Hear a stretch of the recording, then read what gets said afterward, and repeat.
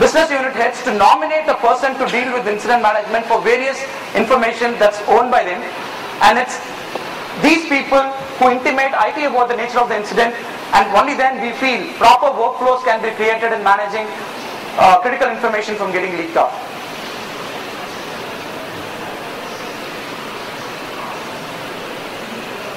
We recommend organizations, before even implementing essential information protection strategies, to perform a risk assessment with respect to the information that they have. So the risk assessments will help organizations to find out where all the sensitive data residing within that organization. So we as consultants will be performing this exercise after setting the scope right, and we'll be using certain tools, and we'll also be doing interviews to find out what information should be focused on during this, what would be the exact scope for us to carry out this exercise. And once this is done, we'll help or give a risk profile for the organizations in terms of how sensitive information is residing within the organization. Is it available in open shares, shares available in file servers, databases, mailboxes, etc. We would also be able to tell whether sensitive information is residing in places it's not supposed to be, and how is that the employees of the organization treat sensitive information. Are they sending information to unauthorized people? Are they uploading lots of information to web and work from web? And are they actually aware of the data security policies that the organization has enforced?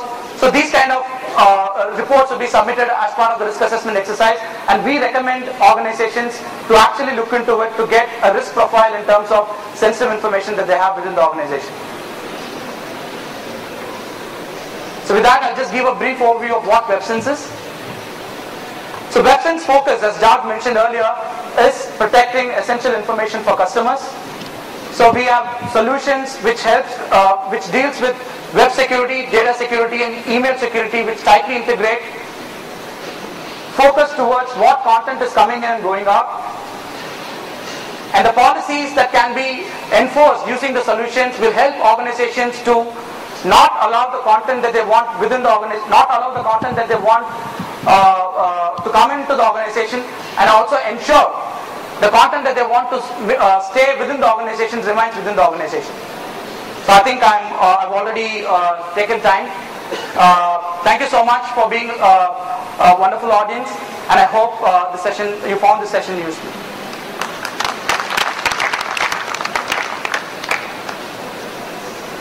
Thank you, Mahesh. Now, Mahesh not only leads the team, he's also a technical guy, he's also a consultant who has a lot of experience for many years working not only in India and also other regions. So we might have a lot of questions for him. What we will do is we'll go out with the other two speakers who are here right now, and at the end of it we'll have a question and answer session.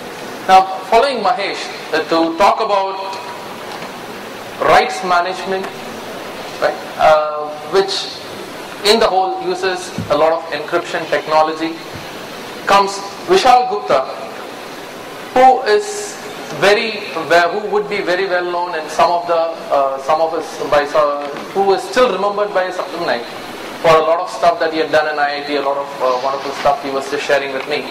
Right? Right, I'll just leave it at that. Now, he has got an interesting statement to make. He says, collaboration does not reduce security, right? But I said the more you collaborate, the more loosened you have to become. So how would you protect security? How is the data or the files which I send from here to there, multiple people working on it, how can I ensure security? Vishal says he has an answer for that. So let's welcome him, and over to you, Vishal.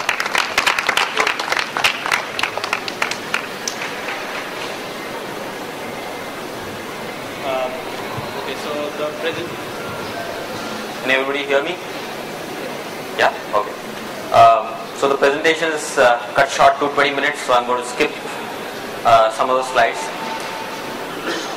So let me just come down to look at the context of the way enterprises operate today. So there are people within the enterprise. There's a lot of information that is exchanged within the enterprise. You send email, you share documents, sometimes USBs, CDs, and so on. So there are various methods, various kinds of information that are shared within the enterprise. Now, given the present context in which most of our enterprises operate, there's a need to collaborate with entities outside of the enterprise. So there's a need to collaborate with customers, partners, vendors, joint venture entities, auditors, and so on. So there are a lot of people outside of the enterprise, temporary staff, contractors, and so on. Now there are a lot of systems which are typically deployed, part of the standard operating procedure, which protect information and infrastructure which is lying within the enterprise. So there are firewalls, antivirus systems, routers, VPNs, so many different technologies, unified threat management systems, and so on. So these play the very important role of being the guardians or the guard dogs of information and infrastructure which is lying within the enterprise, right? However, they make this distinction between unauthorized users and authorized users, right? So if there is a hacker who's sitting in, say, China, who's trying to access your computer, there are various systems which are preventing him from doing so, because there's a firewall, there is a UTM, there is an antivirus system, there are various systems which will prevent him from doing that. However, all of these systems do not make the distinction between unauthorized usage and authorized usage. So while present day systems distinguish between the hacker sitting in China and the trusted colleague sitting next to you, they do not distinguish between what that trusted colleague is doing with the information that you've shared with him and what he's allowed to do, right? So some of the questions which remain unanswered are, for example, what happens when this trusted employee leaves to join a competitor, right? Or for that matter, what happens if information that the enterprise or you have shared with a business partner is lost by the business partner for no fault of yours? You've followed all the processes, technologies, methodologies, awareness programs, and so on. But the problem is really outside of the enterprise. So there's and banks and telecom companies who outsource processes regularly face this threat, that information goes out to a vendor or a customer and the leakage is actually happening from there. Right, so while there are a lot of problems, issues, we've tried to reduce it to 3 underlying issues. So today, if you share information, it becomes his, whether you like it or not. So if you send me a document, what the computer system is really doing is it's creating a copy of the document and sending it to me. Now the copy of the document that is lying on your computer, your outbox, is under your control. And the copy of the same document that is lying in my inbox, in my computer, is under my control. Right? So I become the owner of one copy of that document. And there's nothing that can be done about it. The second thing, and this is sometimes when I sit back and think about it, this is really quite wonderful, because if you look at the evolution in the last 30 or 40 years, information technology has introduced so many different ways of sharing information. Right? Today you can send me an email, you can send me a CD, you can cut some information on a USB, you can upload it on the internet and send me a link. There's so many different ways of sharing information, right? There is still, however, no surefire way of unsharing information. So what happens if I make a mistake? Right? Or what happens if our business relationship changes?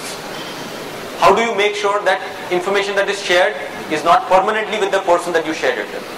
Because the person has either left the organization, or the vendor ceases to be the vendor of the organization, or the customer ceases to be, or the joint venture entity doesn't go through, or a merger doesn't go through. So during a merger or an acquisition, there's a lot of confidential information that gets shared between two entities who are, in some cases at least, potential competitors.